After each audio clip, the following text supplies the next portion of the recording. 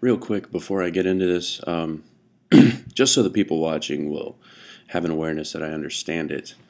In my last video about the healthcare costs, when I talk about the differences between the production industry and the service industry, what I was using that as an example for was to demonstrate individual value in their tasks that they were performing in the 50s and 60s, prior to a division of labor, and also prior to a division of labor in the service industry. Because as an industry evolves, anybody check out Adam Smith's Wealth of Nations. If you read the first part of it, you don't even have to read the rest. Just read the first part of it where he's talking about the production and manufacturing of pens and how it changes over time. Each time that labor becomes divided, the value of each individual skill gets split. So when I was using my grandma's husband as an example, we're talking pre-division is when these people were working and bringing just this maximized wealth to the tasks that they were performing. I didn't necessarily mean to devalue the service industry, but if you want to talk about a pre-divided manufacturing example versus an ultimate division of labor, then on an individual level, the transfer of wealth will be very different. Now, all that being said, the difference in wealth between us and them versus the cost of healthcare has sort of outran itself, so to speak, meaning that even though those people are remarkably wealthy, instead of being able to pay for their healthcare directly, they've been able to singularly increase the cost of third-party healthcare insurance. So, anywho, what's the big deal, right? What's the logical conclusion? What's with all these people saying, oh, healthcare is bad? Well, I wouldn't write the people that are talking about this right here in this little circle off the same way that I would say a Republican doesn't like it because he didn't feel like reading 1,000 pages and he just doesn't like what the Democrats do. My point in this, and the point of most Austrian economists, which, real quick as an aside, Lincoln and Arthur mentioned Marxist and economist in the same sentence. Bro, I think the only time Marxist and economist need to be in the same sentence is surrounding the two words is not. That's good shit, man. A Marxist economist. How does that work? I mean, he's going to have plenty of work, right?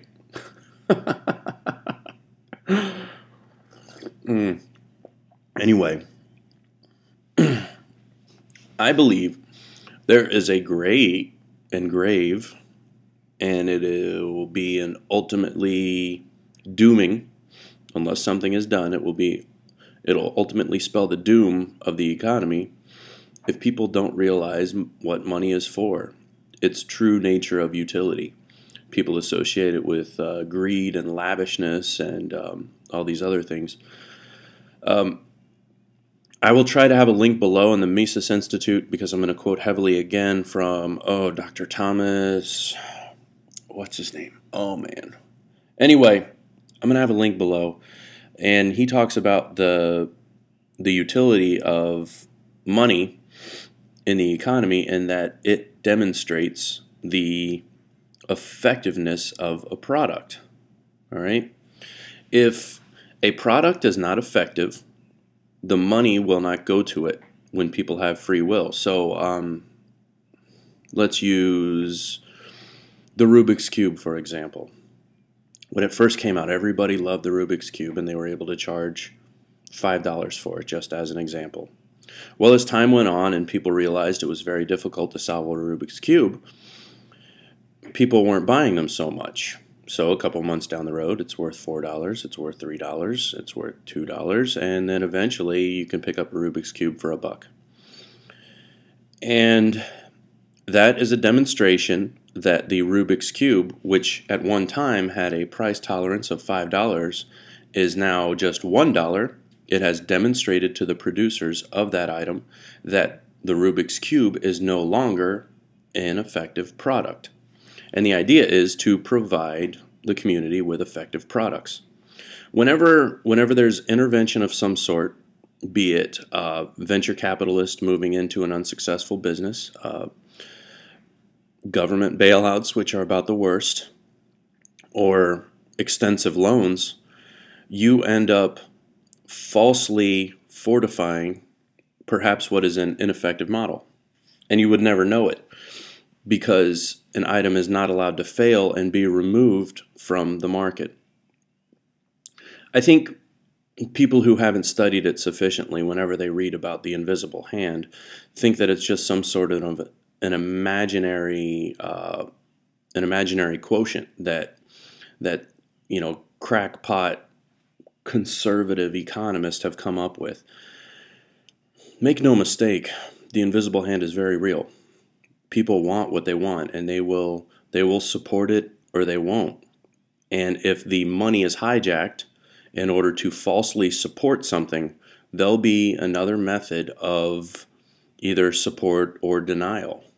The papers on the East German economy were probably doing just great right up until the point that the whole thing collapsed. It didn't matter because the money, the vehicle by which entrepreneurs and productive members of society, as well as other members of society, exchange value for value, had been hijacked. If you use money to fortify something which has no value, you reduce the value of that money. So how does that work then for that same money to be used by other people in exchange of value for value? Something else has to happen. So it ends up leading to ruination of that money. And I believe that is what the logical conclusion of this whole thing will be. When you're no longer able to exchange the utilitarian item for value, then it takes away the value of that utility. It's going to make your money worth less. I don't know how much more there is to say of it. And this is almost in direct response to one of the first comments I received in my first Obamacare. Well, actually, it was maybe my third Obamacare video. The first of my more recent Obamacare videos, where this person says, I don't understand how you Americans see healthcare as part of the economy or something like that. And I didn't respond to the person because he's a bit on the argumentative side. But if you're going to be using money and human production, which these people that are in the healthcare industry will participate in the economy, then it's not separate. And it will end up taking the whole thing down. Now, the irony of it is, a lot of the things that I just talked about are some of the arguments that were used in this healthcare reform, and it's some of the things that are addressed in it. However, their solutions and my solutions and Lengthy and Arthur's solutions and several other people's solutions may be very, very different than having it sit in front of a group of 7 lawyers to say whether or not this should be permissible because of something that's on a piece of paper. All right. I don't know. I'm going to break up these conclusion videos into a couple things because I want to see what sort of comments pop up and address them accordingly.